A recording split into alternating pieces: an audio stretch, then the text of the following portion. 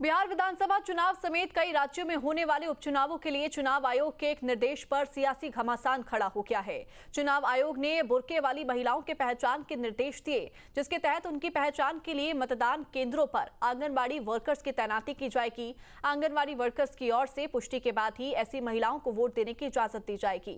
BJP ने चुनाव आयोग के निर्देशों का समर्थन किया, वहीं समाजवादी पार्टी और कांग्रेस ने इसे निर्वाचन आयोग के नियम के विपरीत बताया।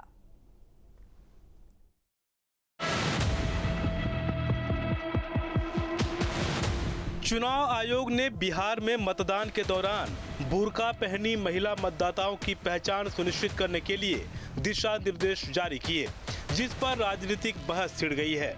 मुख्य चुनाव आयुक्त ज्ञानेश कुमार ने इसका ऐलान किया, जिसके बाद समाजवादी पार्टी ने इसे असंवैधानिक और एक विशेष समुदाय के खिलाफ बताया।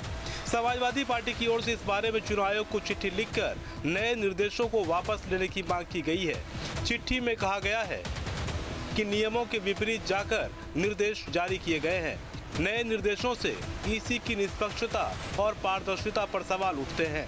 पहचान के लिए नए नियम अलोकतांत्रिक और असंवैधानिक हैं। नए नियम से धर्म विशेष के वोटर्स को निशाना बनाया जा रहा है।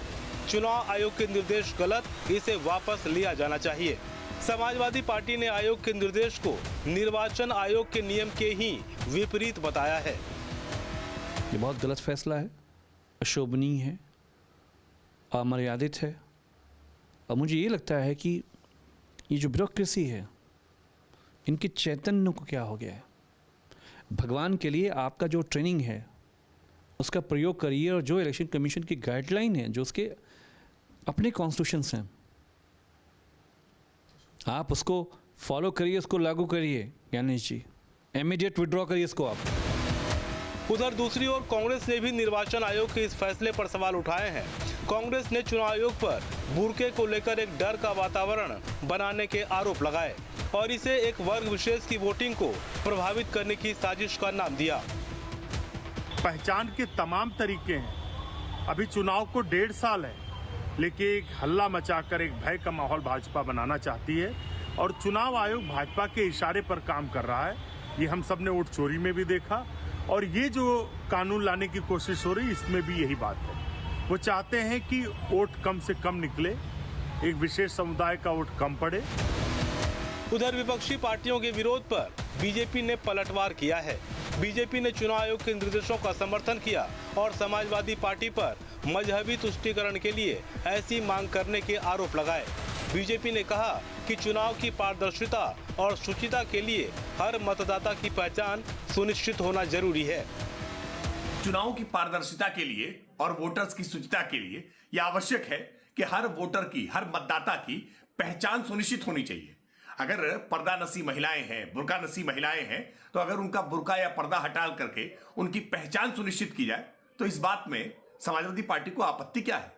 समाजवादी पार्टी क्या पर्दे और बुर्के की आड़ में फर्जी वोटिंग कराने की पक्षधर है? आखिरकार इन्हें पारदर्शी व्यवस्थाओं से डर क्यों लगता है?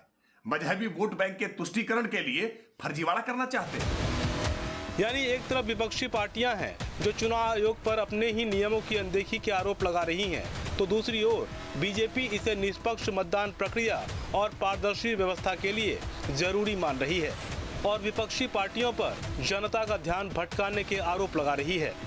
इस बीच चुनाव आयोग के इस निर्देश से नया सियासी घमासान छिड़ गया है। Team news state. जहाँ भक्ति है हर शब्द में, कथाओं में छुपे हैं दिव्य रहस्य, और ज्योतिष देता है जीवन को दिशा। धर्म से जुड़ी हर बातों को जानने के लिए हमारे चैनल स्तुति को सब्सक्राइब करें। चैनल पर जाने के लिए इस लिंक पर क्लिक करें।